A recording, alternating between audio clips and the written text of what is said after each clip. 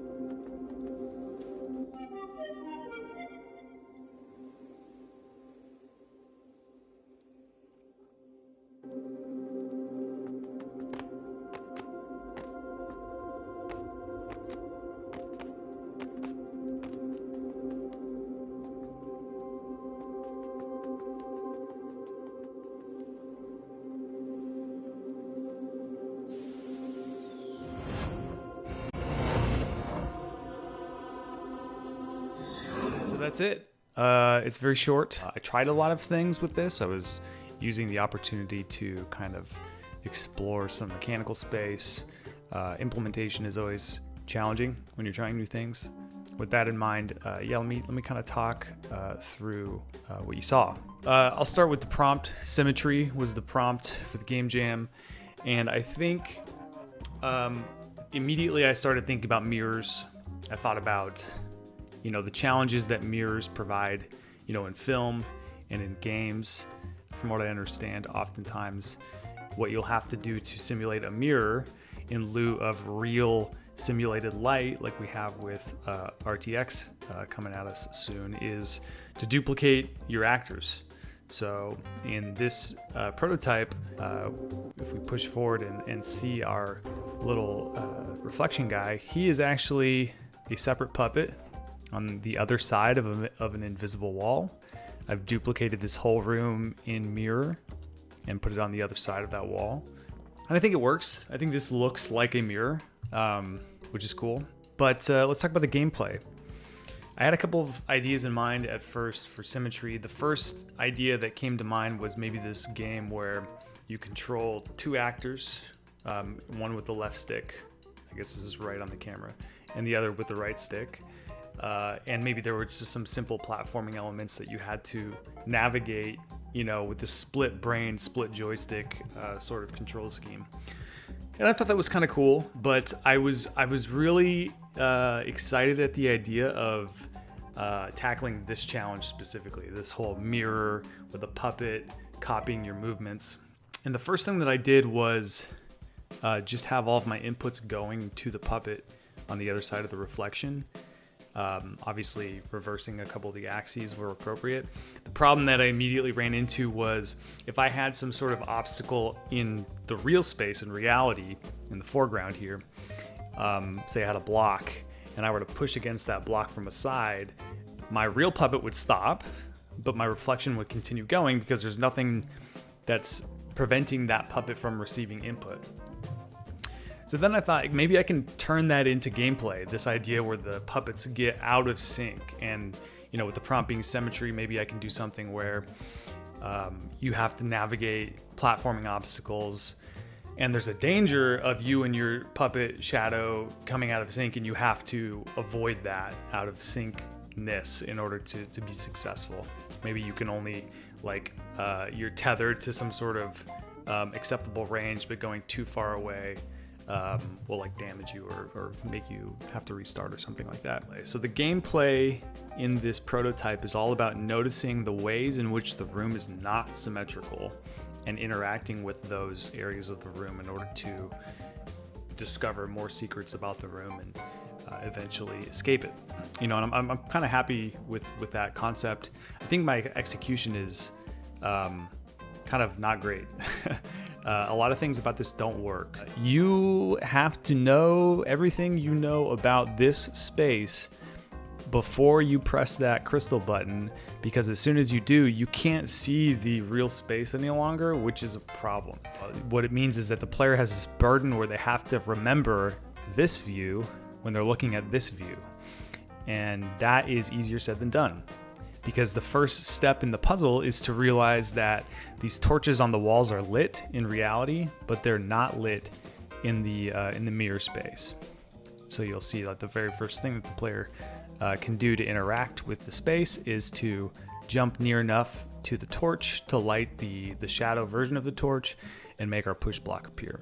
You can see the lack of clarity illustrated here. The Twitcher was kind enough to leave me some in-depth feedback, and they said, but I seem to remember I had to wait a while running around aimlessly before the first platforming item presented itself. Of course, the first platforming item doesn't present itself. You have to interact with the torch in order to make it appear. So I think that is just more evidence to support the idea that this is not enough time for the player to kind of, you know, map the space in their mind, and with no ability to review the reality space once the camera shifts, players are just left to wander about aimlessly, which is the last thing that I want. Problem the second, I chose to maintain a fixed camera view in this scene while the player explores the puzzles. And I think that's also a problem. It's a problem because I thought it would be cute to force the player to need to control their character using only the reflection. That's extremely hard to do. It gets really finicky when you're at the edges of the view. So here you can see players in view here, but now they're out of view again. And that's the problem. You can continue to go in and out of view in the real space, and it's disorienting. It's hard to control. After the push block, this part here where you have to jump up on the push block and jump on these invisible platforms is really finicky. When I'm in my test view, I can move the camera wherever I want. And when I'm pointing the camera at the real space, it's pretty easy to jump on those platforms. But when they're only in the mirror space, it's very hard to jump on those platforms. And obviously, the challenge isn't supposed to be just landing on the ledge. That's not the challenge I'm trying to provide to the player. The challenge is supposed to be exploration of the space and understanding the gimmick of reflection. And then the third problem is maybe a function of the second problem, where I have this fixed camera. I felt like I had kind of exhausted what I was able to do with just this view. I mean, you notice I used the torch like a second time. Once the player realizes, oh, the torches are a thing, then noticing the second one's kind of trivial. So I could have done a better job of thinking of interesting interactions that I could play around with there. I think that the lanterns kind of work well. I have these two lanterns on the right to remind the player that, there's a mirror and everything should have a reflection. And this lantern on the left doesn't have a real lantern in space. It only has a reflection lantern. Again, if we pull back, I did make sure to have that lantern in view from this angle. And so hopefully when you pull in here, you go, oh, that's weird. You know, the two on one side and the one on the other, hopefully is enough for the player to understand what's going on there. This is doing the thing that the player is not able to do with the torches, which is they can see the reality space and the reflection space at the same time. They have the tools available to them to solve this puzzle here with the lanterns. These platform blocks that appear here, I'm not really pleased with. It's too handholdy with showing the player what they need to do next. The platform blocks only go to one space in the room, like you can only come into the foreground here. So I like played with the position of this lantern a bit to make it so, you know, you didn't knock it over just by running up the middle. You had to actually kind of do some deliberate walking to the side, you know, like this. And that's fine, but I think what would have been better would be to have maybe more blocks appear in like an assorted, you know, in different locations within the level. And that might require the player to do more exploration. Like once they've unveiled these blocks, there's nothing to it. But if the blocks were not just here, not just in this straight runway to the next objective, they were kind of scattered about, and the player had to put the pieces together that they go, oh, I need to use those blocks to reach the lantern that doesn't have a reflection. Maybe that would have been better. Once the block has appeared, you know, I have these tracks here as an affordance to suggest to the player that they need to be pushing the block.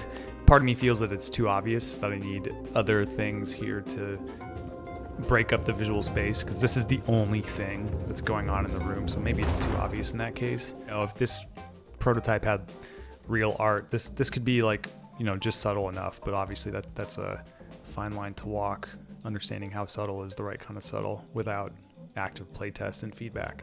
There it is. Like I said, plenty of improvements to be made. This was really my first go at level design.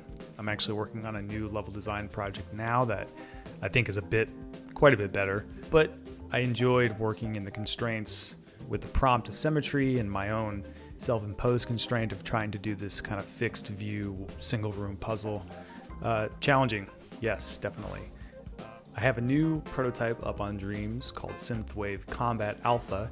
If you'd like to check that out and leave any feedback for me on the combat feel, I would super appreciate it. If you do play and leave feedback, I will be sure to include that feedback in my next design journal, because there's nothing more valuable to me than getting hands-on player feedback for this stuff. So thanks very much. And that's it. Thanks for hanging out, and until next time, peace.